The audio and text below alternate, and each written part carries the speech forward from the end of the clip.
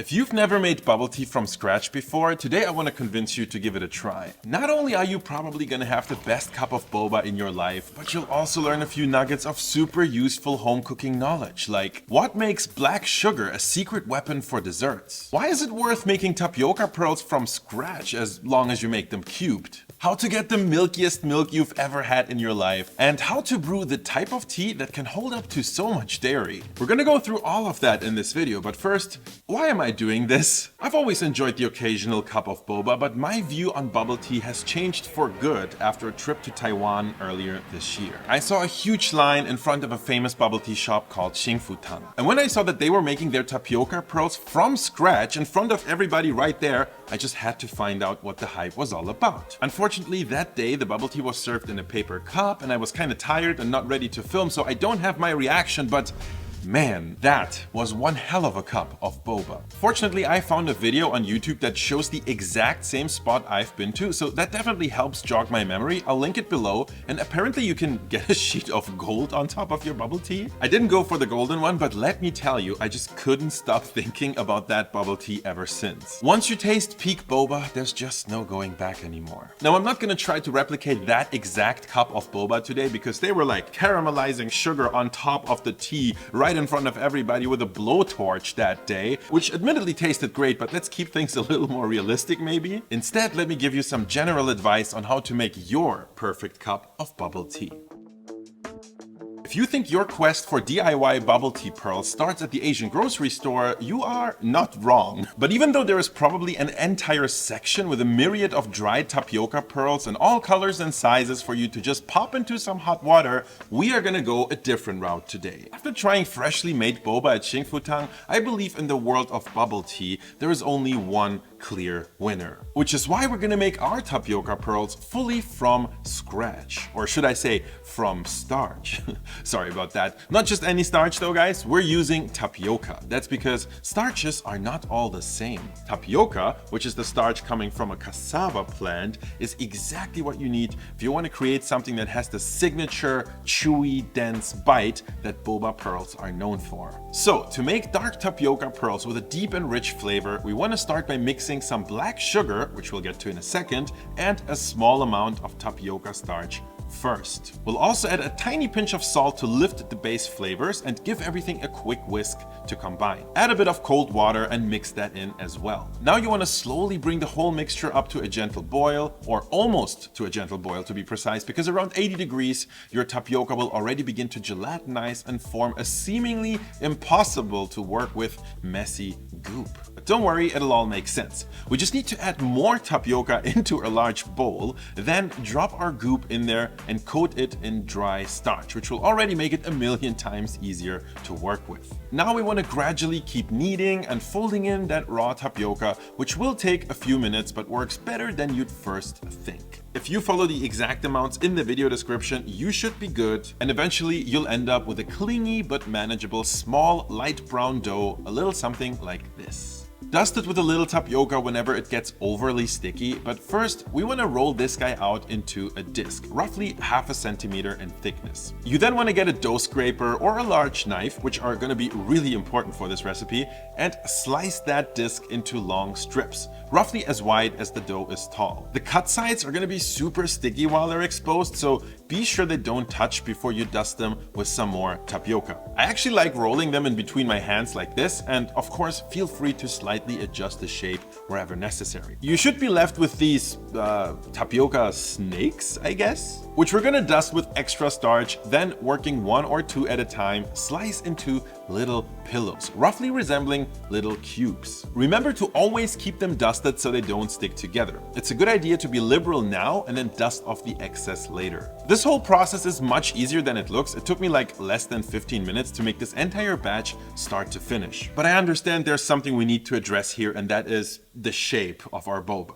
They are of course not round, which is what you'd expect if you bought boba anywhere. And look, there are at least two methods to solve this issue. You can either roll every single one by hand, but let's be honest, you might do that once, but you're not gonna do that a second time. However, when I shared some of my recipe testing results over on Instagram, by the way, follow along if you like, Hint, hint. Some of you pointed out something really smart, a solution that surprisingly comes from the fishing community. Turns out there's a type of fishing bait called a boilie, where you make a sort of a dough and then roll that dough into little balls. And to help you with rolling boilies, you can actually buy a very simple machine which sells for like 10 to 20 bucks on Amazon. But unless these aesthetics are super important to you, I suggest you just give it a try, save yourself a whole lot of time, and just make tapioca cubes instead of pearls. Simply add them to a pot with boiling water and immediately give them a quick stir to make sure they don't stick together. You want to simmer them for about 5 minutes. They will inflate slightly and be opaque and light brown for now. Once you get them into a cold water bath using a slotted spoon though, things will change quickly. Within seconds, they'll get that deeply brown color we all know and love, as well as a bouncy texture unlike anything you'll ever get from store-bought boba. To prevent sticking, you want to store them in a thick brown sugar syrup, but I don't want to get ahead of myself here because that brings us to the second big learning in this video. Bubble tea will almost always contain some sugar. Even if you like drinking it unsweetened, without at least a little bit of sweetness, your tapioca pearls will taste overly bland, as in completely tasteless. Which, to be honest, might very well happen if you bought the store-bought kind, which sometimes is literally just a ball of starch, pure starch. But when I saw the freshly made boba over at Xingfutang, I immediately knew that was not the case. They were not just made with, but also sitting in a pool of sugar syrup. Very dark sugar syrup, that is, and that is where the secret lies. You see, plain white sugar will not get you very far if you're trying to make great boba. Product that in itself is quite characterless and doesn't offer much more than pure sweetness. So let me take you back to the Asian grocery store. You should be able to find a whole section of sugars, which might overwhelm the casual home cook, but it really shouldn't. You will be able to find a lot of different types of sugar, almost all of them darker or browner. That's because these types go through less of the industrial purification process, resulting in a richer, more rounded, a little malty, almost caramel-like taste. If you ask me, the darker the sugar, the better. There might be some disadvantages in certain situations, but not for what we're doing today. So in Chinese, less refined dark brown sugar is usually called heitang or black sugar. If you find that in your Asian grocery store, go for it. And if it's from Taiwan, where it's very popular, definitely go for that. I promise it's gonna open up a whole new world of sweetening things for you. For today's recipe, all we need to do is mix 2 parts black sugar with a small pinch of salt and an even smaller pinch of cinnamon for extra special depth with 1 part water. Gently let that come up to a boil. Things might get a little bubbly, so keep an eye on it, making sure it doesn't boil over. Once cooled down to room temp, we get this delicious syrup that is the perfect environment for our tapioca pearls to sit in. You actually want to leave them in there for at least 20 to 30 minutes or up to a few hours, where they will absorb some of that delicious caramel flavor. They can easily sit out on the counter for like up to a day or so, but if you want to store them longer, you can put them in the fridge for a couple of days. Just be sure to fully reheat them once you take them out, either in the microwave or over low heat, because they tend to get really firm once cooled. I always wondered how those guys at bubble tea shops got their milk so incredibly milky. It kind of seemed like magic. Well, it turns out there's a not so secret trick, which is adding some additional milk powder to regular milk. I've heard milk powder referred to as MSG for desserts before, and I think I agree. Once dissolved, it really does something amazing, even to, well, milk.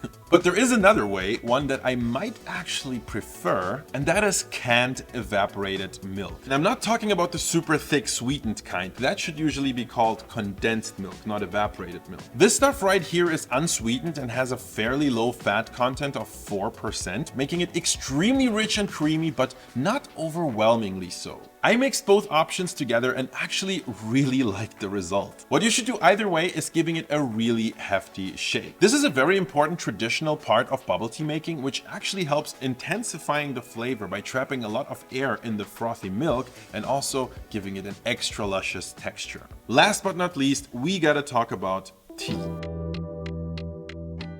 If you watched my last video where we dove deep into the history and origins of bubble tea, you might remember that there is a big difference between tea cultures. Chinese tea is usually made from whole leaves, which is great if you're drinking it pure. You can drink it slowly over up to 7 or 8 infusions, and each time you'll get a slightly different flavor profile, a little bit like a journey. And as much as I love that, when it comes to making bubble tea, I will actually recommend going for plain old British style black tea.